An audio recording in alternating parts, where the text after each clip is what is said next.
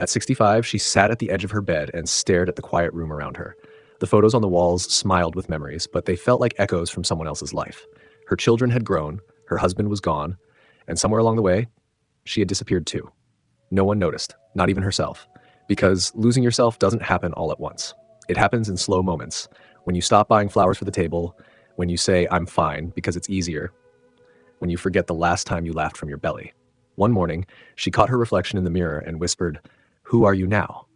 Not with sadness, but with longing, a deep, quiet ache that said, "I miss me." And that's where this story begins. Because what she found next wasn't just a new hobby, a new haircut, or a new routine. She found the version of herself that had been waiting all along, not the young woman she used to be, but the woman she had quietly become, the one full of wisdom, softness, and surprising strength. This isn't a story about going back. It's about going deeper. And if you've ever felt like you lost pieces of yourself over the years, you're not alone. Here at Comfort Corner, we gently explore stories like this, true journeys of renewal, healing, and rediscovery. I'm Michael, and it's an honor to walk beside you. If her story touches something in you, I invite you to stay a while, maybe even subscribe, and be part of a space where you matter, just as you are.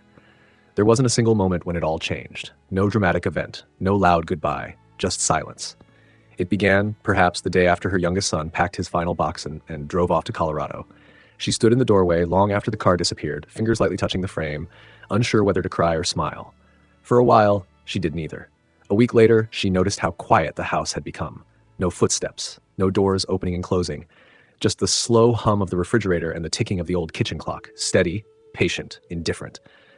Linda had spent decades nurturing others, packing lunches, managing doctor appointments, remembering birthdays, tending to fevers, loving with every ounce of herself. But now, no one needed those things, and she wasn't sure what to do with all that love that had nowhere to go. Some mornings, she would wake before the sun, her hands folded neatly over her stomach as if waiting for instructions. She'd stare at the ceiling and wonder, what happens now? Who am I? If I'm not a mother at home? Not a wife? The grief didn't come in tears. It came in forgetting what she used to like for breakfast. It came in skipping the mirror, in letting the music stay off, in sitting through an entire day without saying a single word aloud.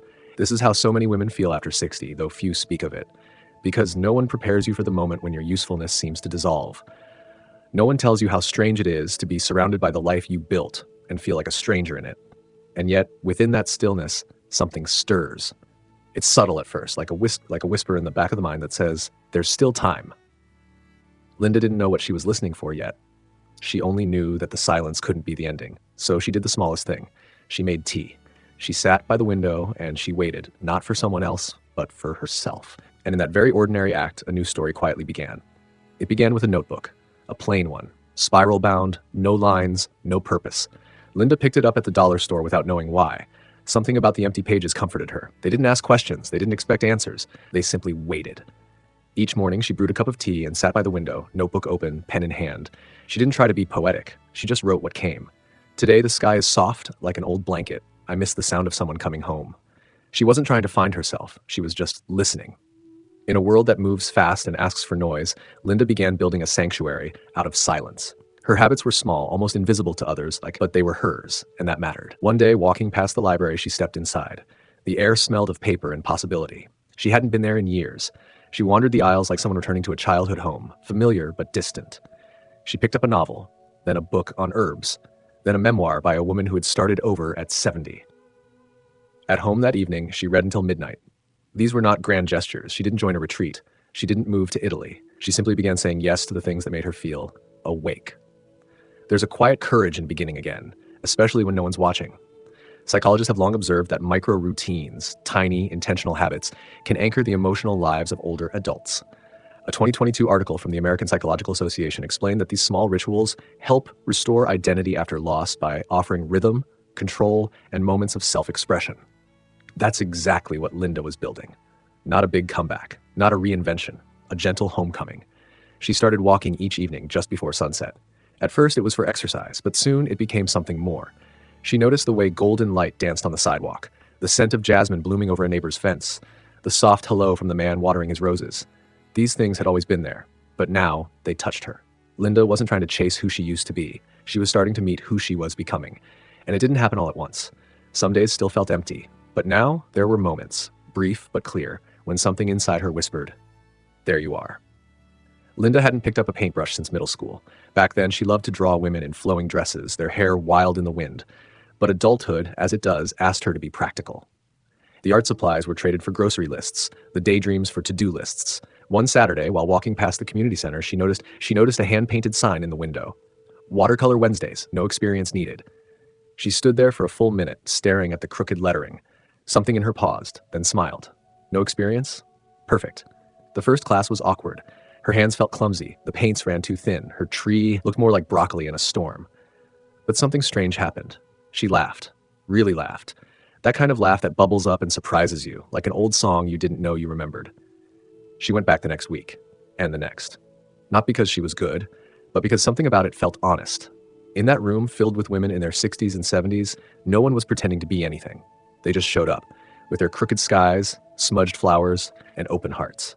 They passed brushes, shared cookies, told stories between strokes, and slowly, Linda began to feel something she hadn't in years. Joy. Not the joy that demands excitement or applause, the quiet kind. The kind that lives in soft colors, shared smiles, and the brave act of beginning. Research from Harvard Health Publishing shows that engaging in creative activities like painting, journaling, or music can improve emotional well-being and even cognitive function in older adults. One 2021 review found that seniors who embraced creative hobbies reported higher self-esteem and reduced loneliness, even if they never considered themselves creative. Linda wasn't painting for praise. She was painting because it reminded her of something essential, that she was still becoming. Each brushstroke was a conversation with her younger self and a gift to her older one, a way of saying, look, I'm still here, I still feel, I still wonder. And that mattered. Because joy, especially after 60, rarely arrives in fireworks. It often comes in watercolors, soft, uncertain, but deeply real. There's a quiet magic that happens when older women gather. No pretense, no competition, just presence. Linda didn't expect to make friends at her watercolor class. She told herself she was just there to paint.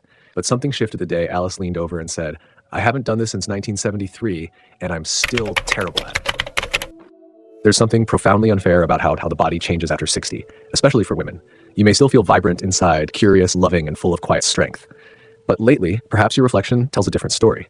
Maybe it's not just about they both laughed, and just like that, a door opened. It wasn't long before they started arriving early, not just to pick their favorite brushes, but to talk. Then came coffee after class, then a Sunday farmer's market stroll. And soon, a small circle of women, widows, divorcees, quiet dreamers, formed around Linda like a soft net, holding her in ways she didn't even realize she needed. They didn't talk about careers or children as much anymore. They talked about who they were now.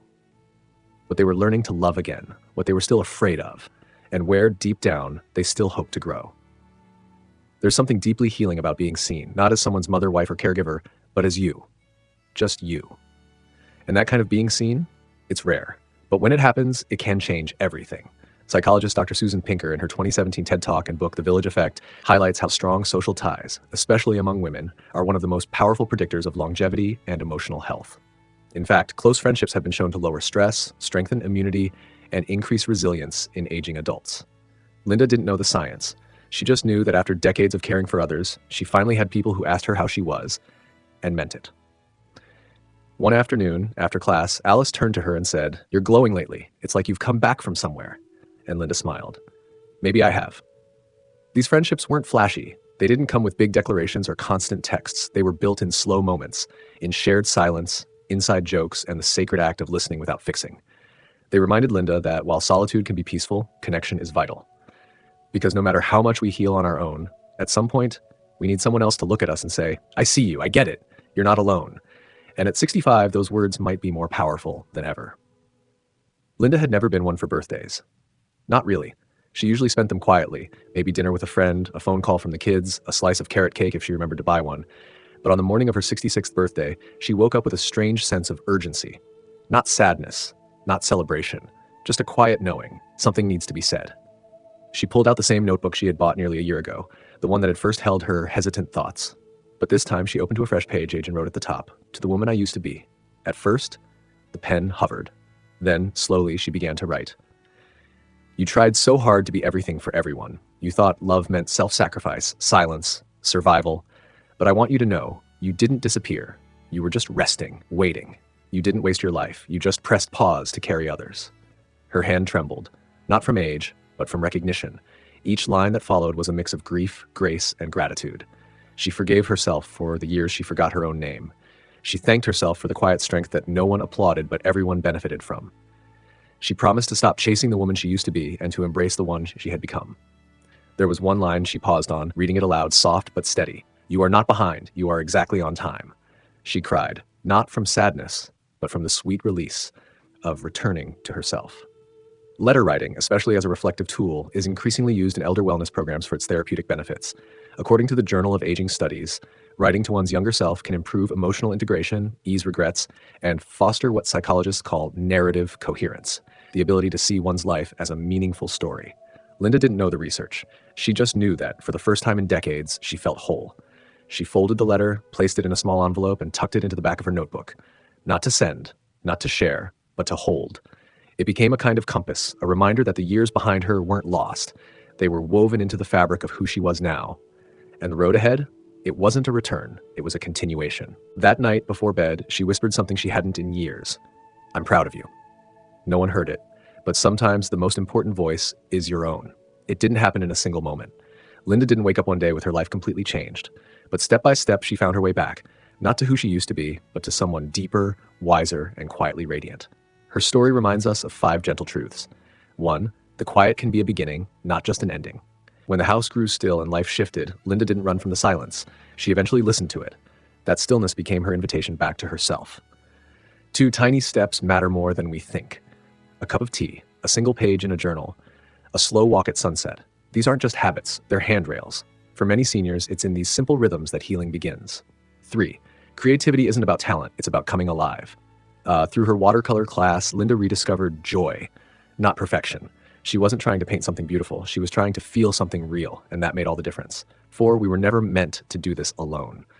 Her friendships later in life were soft, unexpected gifts, proof that even after 60, new bonds can form and deeply matter. Because sometimes being seen by another woman who's walked a similar road can bring more healing than any advice ever could. 5. Forgiveness of the past can create peace in the present. Linda's letter to her younger self wasn't about regret, it was about release. She gave herself permission to breathe, to be, and to believe she was right on time. So if you're watching this and feeling like you've lost a part of yourself, you don't have to fix everything. You don't have to rewrite your whole story. Just start small. Sit by the window, write a line, say yes to one thing that brings a flicker of warmth, because joy, purpose, and connection aren't only for the young. They're for you too. And no matter where you are right now, you're not behind. You're just beginning a new chapter. Maybe what we're really searching for, after the kids have grown, after the titles have faded, after the busyness quiets, is not a reinvention, but a return to the quiet strength we've always had, to the dreams we set aside, patiently waiting in the corners of our hearts, to the joy that was never gone, just buried beneath the years. Linda's story is not rare. It is yours. It is mine. It is every woman who has ever poured so much into others that she forgot to leave anything for herself. And the beautiful truth is this: it is never too late to come home to yourself. You don't need to do anything grand. You don't need to move across the world or start a new career or have it all figured out. Sometimes the most powerful thing you can do is sit still, breathe deep, and whisper, "I'm still here. I'm not done yet." So if this story moved something inside you, if it reminded you of who you used to be or helped you believe in who you still could become, I invite you to share it. Maybe a sister needs to hear it. Maybe a friend is walking her own quiet path, or maybe you needed it more than you realized. And if you'd like more stories like this, told gently, with heart and honesty, consider subscribing. We're building a space here at Comfort Corner for women and men over 60 who are still becoming, still healing, still growing, because life doesn't end after 60. In many ways, it finally begins. I'm Michael from Comfort Corner, wishing you peace, health, and a heart full of hope.